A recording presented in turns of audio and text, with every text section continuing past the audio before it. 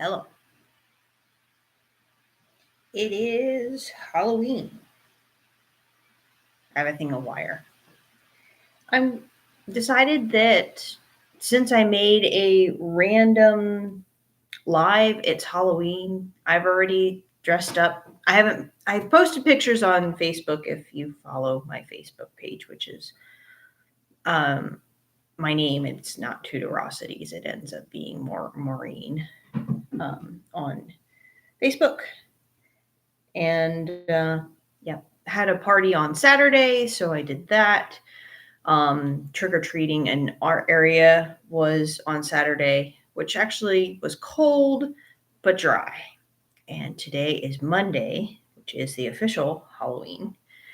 And that ended up being a little warmer but damp. It's raining outside. So I don't know how many kids are actually going to get a bunch of candy on a rainy Halloween. But some of the communities around the town that I live in have their trick or treating tonight. So some had it over the weekend, other ones didn't.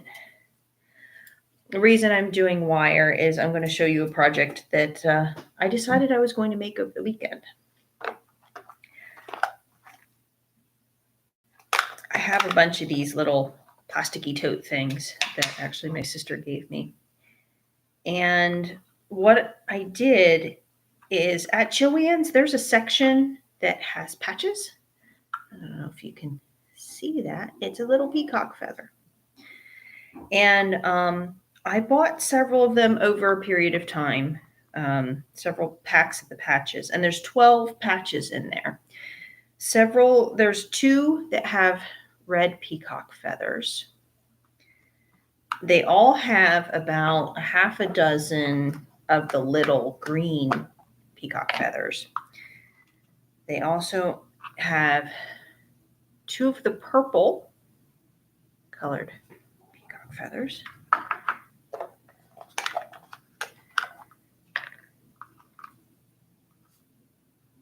2 of the traditional large green peacock feathers. Trying to not knock these over. That would be kind of helpful considering I sorted them already. And you're going to hear kitties in the background because they're all excited and they're running up and down the hallways because there's people outside. There's a few people who have their lights on, even though in town we're not doing trick or treating, but it's traditionally Halloween. So there might be people from out of town. And there is a blue one. So,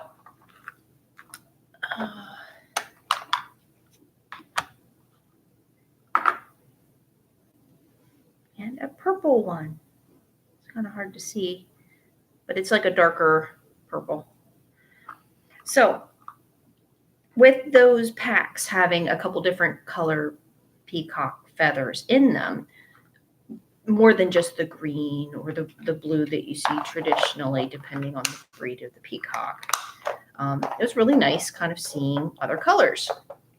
And I was like, well, if you get enough, you could almost make a little peacock in different colors. So that's what I decided I did, or going to do actually. So I have wire, which is going to make little feet. So do like little black brass wire birdie feet in that case. Then on a black piece of felt, I'm going to figure out my arrangement of my feathers.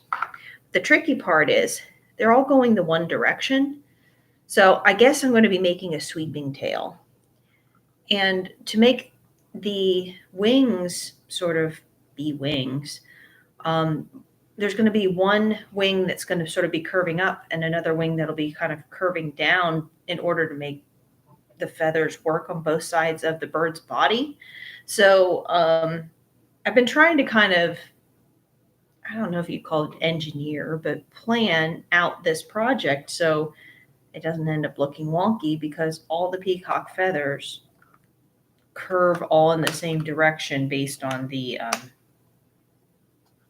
embroidery that was planned for these patches.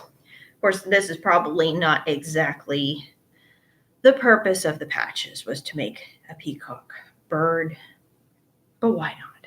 I mean, it's kind of something different. So I'll end up, or the goal is to end up with a blue peacock, a green peacock, a red peacock, and a purple peacock. So how am I going to do this? Well, that means that the tail feathers and the wing feathers are sort of pretty much planned out, but what do you do with the rest of the bird body? So here is the squares. Well, I bought one 8x10 size thing of felt. I cut it into 4 exact pieces, and this is what I will use to lay out the feathers. They are iron-on patches, so I can place them and then iron them, and they will stay put. But you know how I am. I'm not just going to let them be iron-on to the felt. I'm going to sew around them and make sure that they're secure as well. But what's nice is I can play with the placement on these, get it the way that I want it, and then when I figure out how I want it, then I can replicate it on the 3 other birds. But I needed to figure out, okay, what am I going to do for the body? So I have some black velvet ribbon, and I have black velvet fabric in the basement. So I was thinking about doing sort of the head and belly, maybe this color, and then doing the respective colors of each. So I found this trim. I don't know if you're going to be able to see it or not. So it's looped, which could kind of look like feathers, or at least that's the idea. You can't really see it individually, so let me just do it like that. Yeah. And then I can't just layer on gold repeatedly because there's going to be gaps in it. So what I did is I found velvet ribbon, but I have red to go with the red bird. And then I can kind of show you how this would go. Let's see here.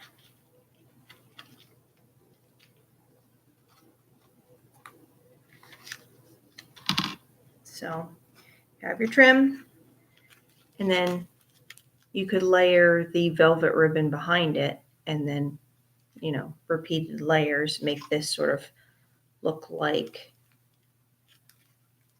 feathers with the color, respective bird color behind it, or at least that's the idea. I was thinking about using this for the body and for the wings because I can at least do 3 of the smaller peacock feathers per bird, then, you know, the respective color and this over top to at least form the head of the wing, you know, the archy top part. And then that can be attached to the body. Let's see. I don't know if you're going to be able to see that purple, but it is purple, believe it or not. But that will go with the purple. And that's more of the purple. I did a narrow and a thick because I wasn't sure which I was going to like. But I have the green. The green is pretty good. Hi, Mr. Boo. He's on the table. He's not supposed to be on the table. Why are you on the table? Mom's doing things and ignoring me, so I will get on the table because I'm a naughty boy. Mr. Boo, what are you doing? He's sniffing things.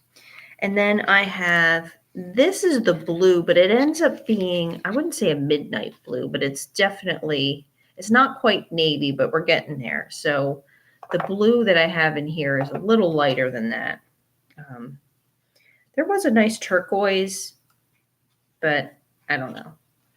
So this will be used to build like the bird body and the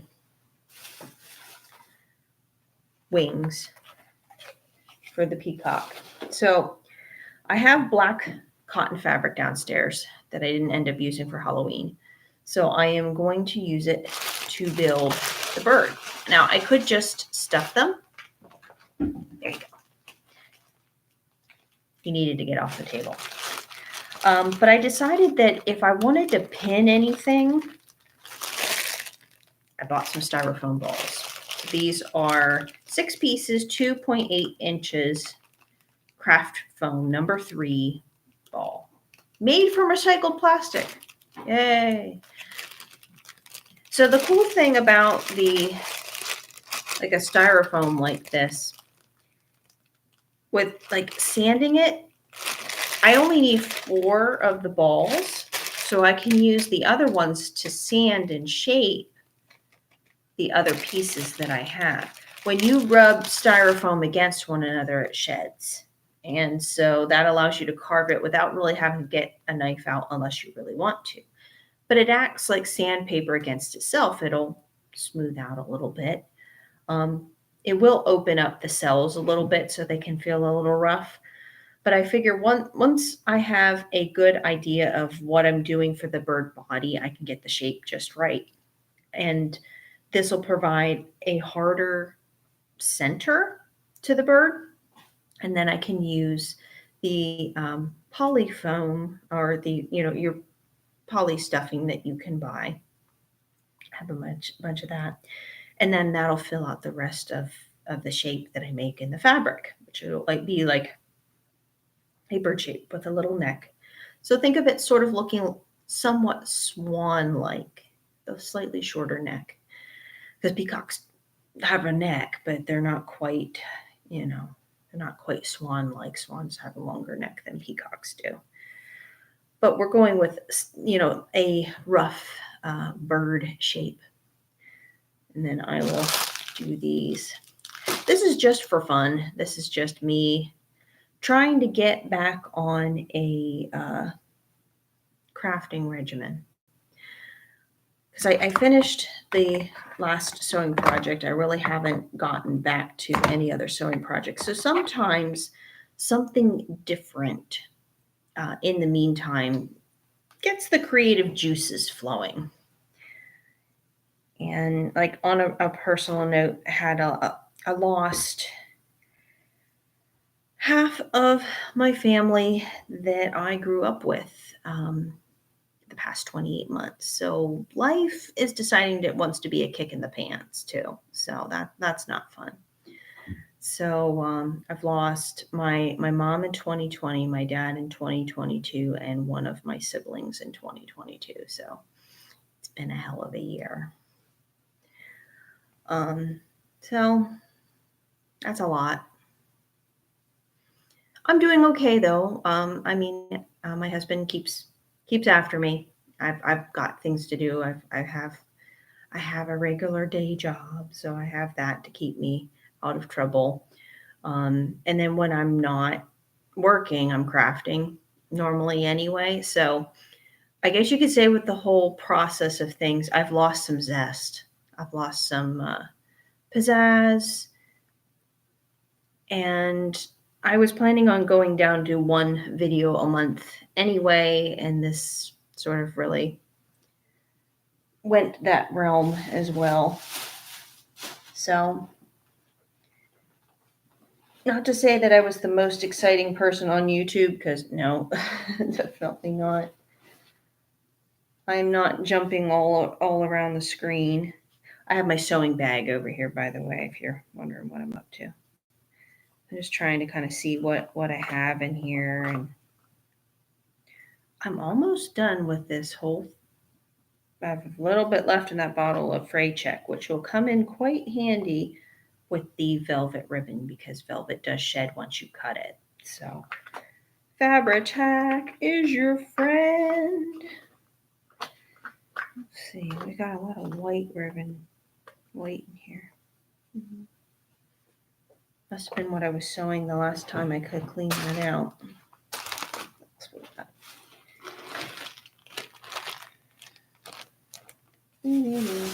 So yeah, I have I got those the velvet ribbon that I just showed you. I got that and the gold from sort of like from the clearance bin at Joann's. There's sometimes here we go. Sometimes there is a whole bunch of things going on. Got another pair of 3 3/4 length scissors. Yay, scissors. Can I get into you? Maybe. And that's the laundry bell.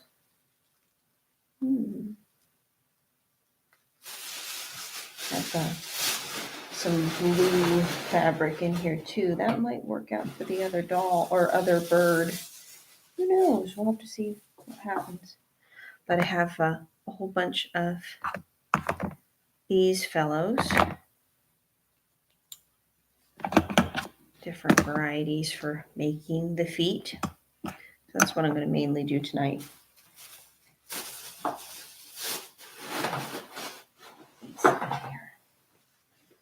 I have a couple things of linen in there too. Oh, here's more. Got a whole bunch more fray checks. So I am set. This is good. Very, very good. I mean, I could be sitting in front of the TV watching like Halloween for the like 20th time that it was on TV this year so far. But, I'd rather be spending the time with you guys and having a chit chat. I know like one person is like popping onto my live here and leaves. It's like, I have nobody to talk to. Oops. Oh well, that's life. But I didn't exactly plan. Like I did a Halloween, I sort of planned and tried to hype up a Halloween live stream last year and didn't really get too many. I got a couple people, I think, but not many. That may seem ripper. That's one thing. Unless I go on to Etsy, what's this? This is a Dritz seam ripper. But like the other seam rippers that I'm seeing that you can just go out and buy, like Joann's or they're not really very exciting. Maybe other than that, pink and green one. It's just like, you know what? If I'm going to have a seam ripper in my hand, I want something nice.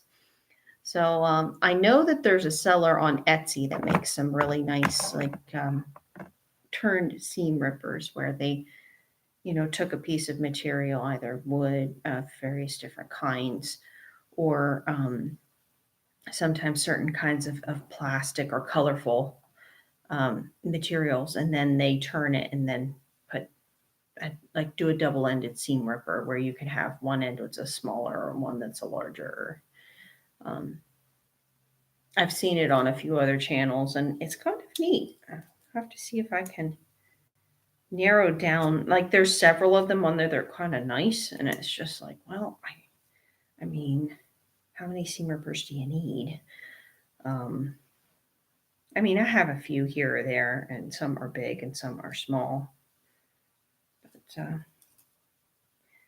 I guess with the wire and this one, I'm going to have to look up a pattern on making wire feet for birds. I wanted to put those. This is my little needle book. I have a whole bunch of needles in here.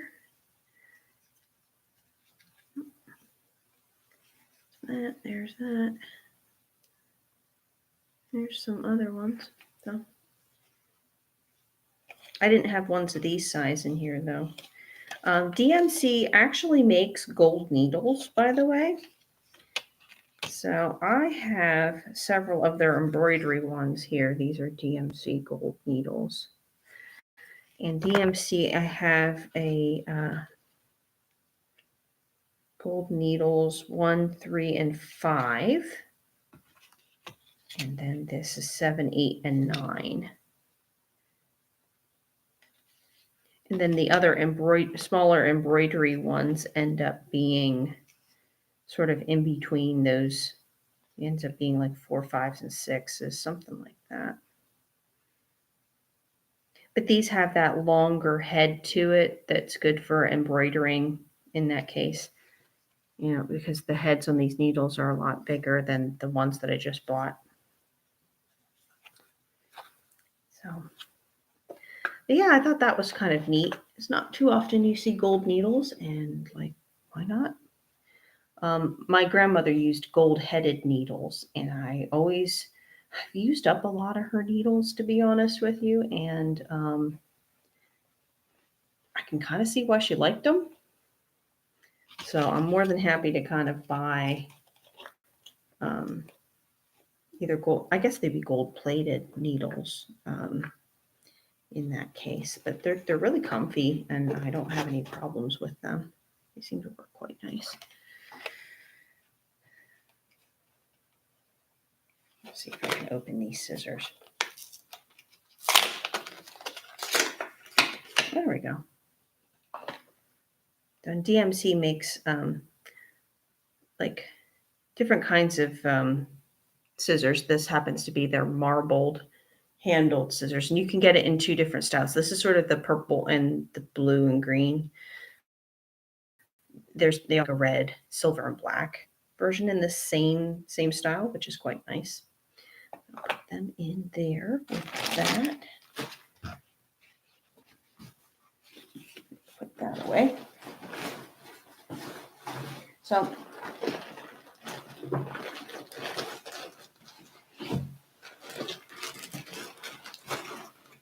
I have a few doll heads and hands that are coming in for some dolls that are going to be ladies of color. Oh, speaking of the DMC scissors from earlier, there's the other DMC scissors. Yeah. It sort of has a very shapely flat on the bottom, but it has decoration here and here. And there's little swirly bits at the top. So, one of my favorite pair of snips. Needle case, which has, I think we're pretty much full on this one. Yeah, I'm not going to put those needles in here. But I like to have more than, like, I have a needle case in this Bentwood box. But having the needle book in the other, I can pull out a needle pretty quickly from whichever one that I get a hold of first. It's good to have a well-stocked sewing bag, really, with just sort of the miscellaneous tools that one might need. And I have two different pin cushions. I have this one. And then I have our traditional tomato. I keep my ball-headed pins in this one, and then I keep my flat-headed ones in this one. You don't have to separate them out. You could have just one pin cushion. I just tend to have more than one of most things just because I don't like to have to search for things too much.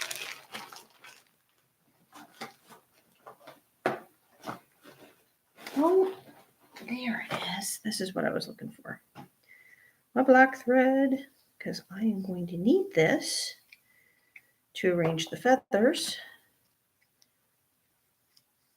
on the black material.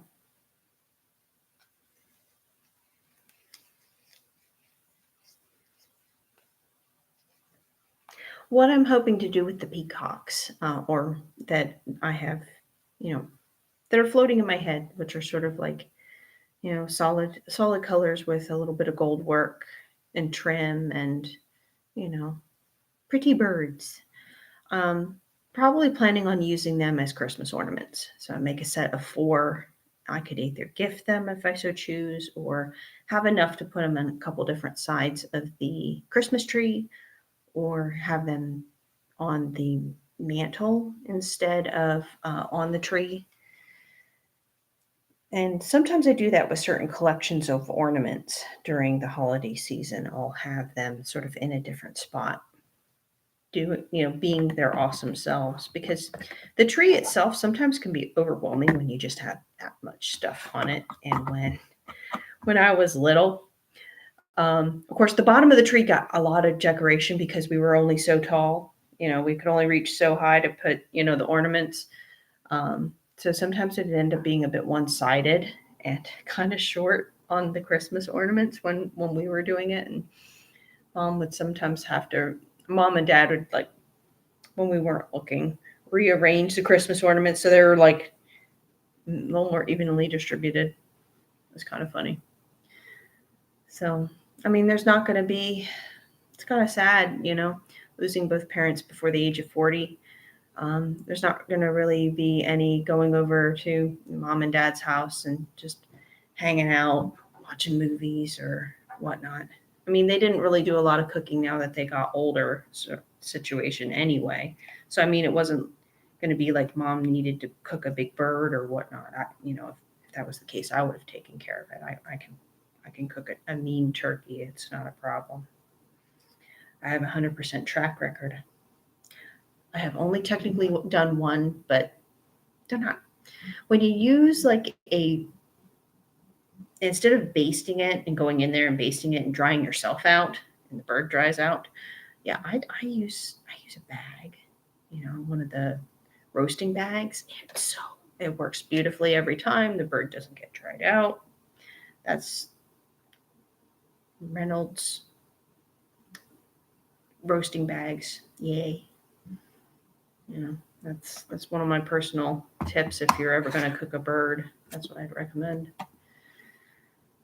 I know some people like to do like fried turkeys and stuff, but yeah, be careful. Don't set your house on fire or your neighbor's house on fire for that matter. Well, let's see here.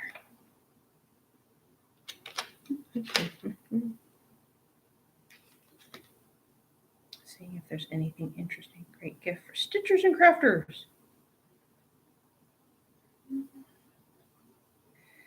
Sharp point steel blades. That's about it. Marbleized handles. Oh, DMC is out of Kearney, New Jersey. Oh, these are made in Italy. Neat. Nifty.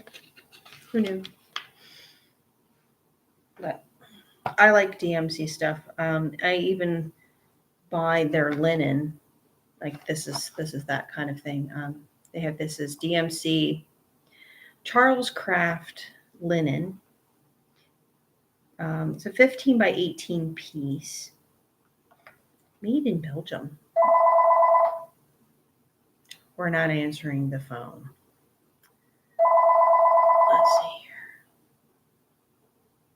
Because to be honest with you, my husband never calls the house. It ends up either being, normally it's the people who do the surveys, or it's for those, your car warranty has expired. Yeah, we're going to let that go.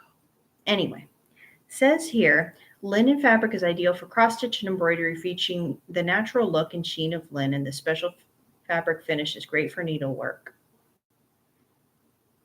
And it says number of floss strands stitched on 28 count linen. And then it gives a little chart here. And I know you guys probably really can't see it, and it's probably not going to catch it. It doesn't seem to.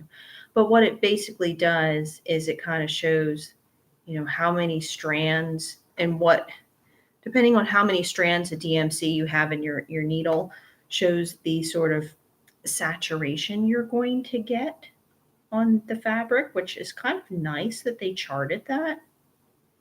Oh, and it even gives you instructions here.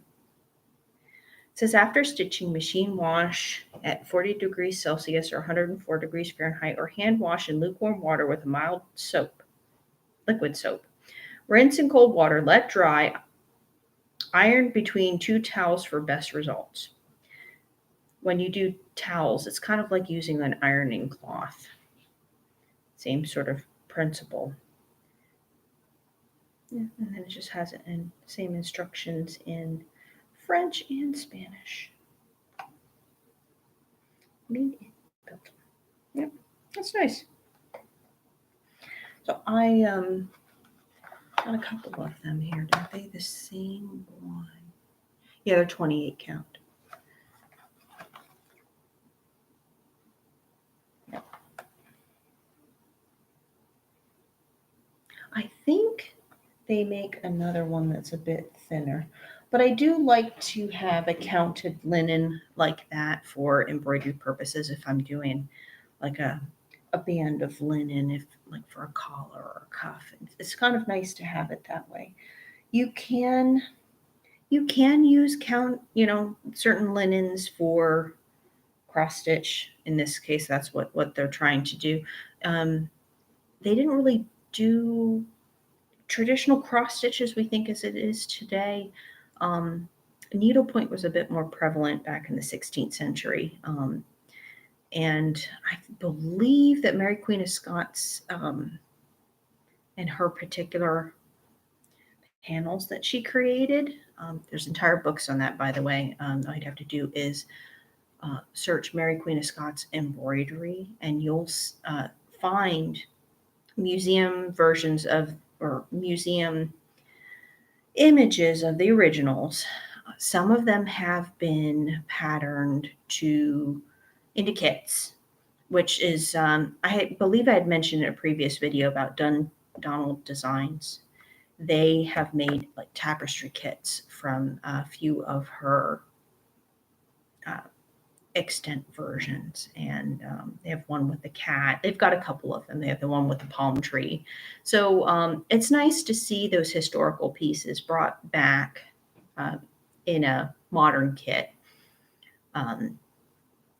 Like the unicorn tapestries, I'd done those a few years ago, and the unicorn tapestries were done in a needlework tapestry like kit to be be able to be framed. And in this case, I ended up creating them into little tapestries so I could take them with me to show a version of what needlework looked like back in the time frame. They are kits, so it wasn't something I was going to write a research paper on, because somebody else, really did the work and actually created the kit and created the design inspired by the originals, and they did a very good job. I would have a hard time replicating it myself, but yeah. So that's sort of what's in the current sewing bag. I'd mentioned that I had blue fabric in here. I've noticed that Walmart is starting to carry. They have their fabric section where you can get cut fabric, but they also have this, which is a 65% poly, 35% cotton. So it's mainly a synthetic. But if you're looking at a sort of easy to wash fabric that has some natural fiber in it, this one isn't that horrible. Now it's specifically made by Shaston Company for Walmart. They make these packs. This one is a 2-yard piece. You can get 4-yard pieces in different colors. So I could see this being really helpful for like quilting. And they have a lot of quilting cotton there at Walmart too. As far as if you have a Walmart that has a crafting section, depending on how big and or small that your local Walmart happens to be. Saying it's a machine wash cold with light colors, do not bleach, tremble, dye, low, remove promptly. Well, that's because they don't want this to wrinkle. Because it's cotton, it will wrinkle. You say wrinkle and it will. Of course, linen is actually probably worse for that wrinkling factor than cotton, but they both wrinkle, and quite significantly at that. So now that I found my black thread, I'm going to put that in here.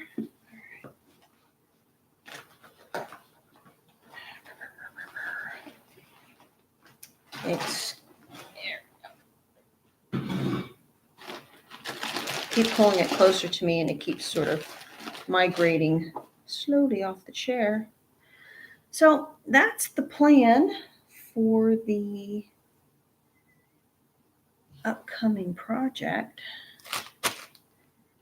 is to make little peacocks because they are my favorite bird, by the way. They are just, well, even the peahens, even though the ladies are not as fancy as the fellows, the peahens actually have some really beautiful blue plumage in certain spots. They just don't have the feathers that have the eye on it that people know that are so synonymous with that kind of breed of bird. But yeah, beautiful birds. It wasn't until I ended up dating somebody who lived in the country and the nearby farm happened to have peacocks. Those birds are loud. Most birds actually are fairly loud, you know, even chickens maybe not so much. You're going to have quiet clucking. But if you have a rooster, woohoo. But if you're going to have chickens and you want them to lay eggs, you have to kind of have a rooster. My dad took care of chickens when he was younger, so yeah, there was roosters are not nice, by the way. They will chase you. You can kind of see where the whole dinosaur, you know, how birds turn, you know, are relatives of the dinosaur sort of situation. Yeah, you can kind of see that with a rooster or, you know, some other mean big birds that are like emus and ostriches.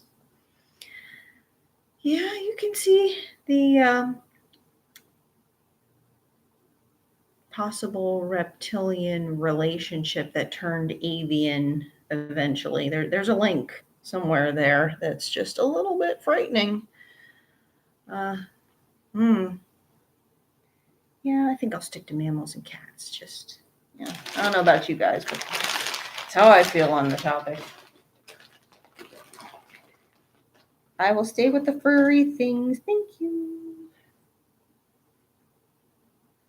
But yeah, that's what's living in the sewing bag. I'll post some pictures of the peacocks, especially if I end up getting the first one done, and then I can kind of get the other ones done. They'll be fun. It's going to be a fun little project, or at least that's the goal. Just to kind of, you know, get my feet back up underneath me and do something that's creative but not like very cerebral at this point. I don't want to think that hard. Because that's one of the things that gets me is like on the channel here, I could really go nuts in like doing process videos if you guys like about making a garment and then showing all the pieces and doing all the things. And I mean, those videos are out there on YouTube already. I'm trying to think of different kinds of content for you guys. Thank you for the 300 subscribers, which now has opened the community tab on this channel. I couldn't do this without you. I appreciate all your wonderful support. And I know that I am a very tiny little channel on, you know, in the sea of YouTube. So I really do greatly appreciate every single one of my 301 subscribers as to date. You make this possible, and you let me talk about dolls. Thank you for that. I know that some folks are here for the doll content, other people are not. I am hoping to make videos on just like Tudor outfits, and I'll go through my stash of outfits, which has a purpose because I am not going to be able to wear all the outfits I have. Not all the outfits I have fit. So there is a possibility, and it's probably going to happen, where I'm going to have to sell some of my older costumes that aren't being worn or enjoyed off to make room for costumes that do fit my shape now and not necessarily what my shape 10 years ago. So keep an eye out. If I do sell any of my costumes, I'm going to post that on Instagram. It won't be over here on YouTube, but I can put a post in the community tab to let you know when those things go up for sale. They are used costumes. they're for someone who's relatively a size 6 through a size 12, at least around thereabouts. But keep in mind that historical clothing is kind of neat because it can be refashioned into other things. It can be resized depending on what you want to do. So there are ways of making it work one way or another. But I was kind of hoping to get questions or something going on. We have hello, one person who's watching. It's nice to see you. And yeah, so that's what's going on. Keep an eye out for the cute embroidered peacocks project that's coming up. And if there's anything new in the doll realm of things, I'll make another video on that. There is one coming up here. Another video is going to be coming out on the 4th of November. So this coming Friday, the new video for the month is up. So keep an eye out for that. And of course, if you have any questions, you can send them to me in the comments. You can email me. You can send a message via Instagram. And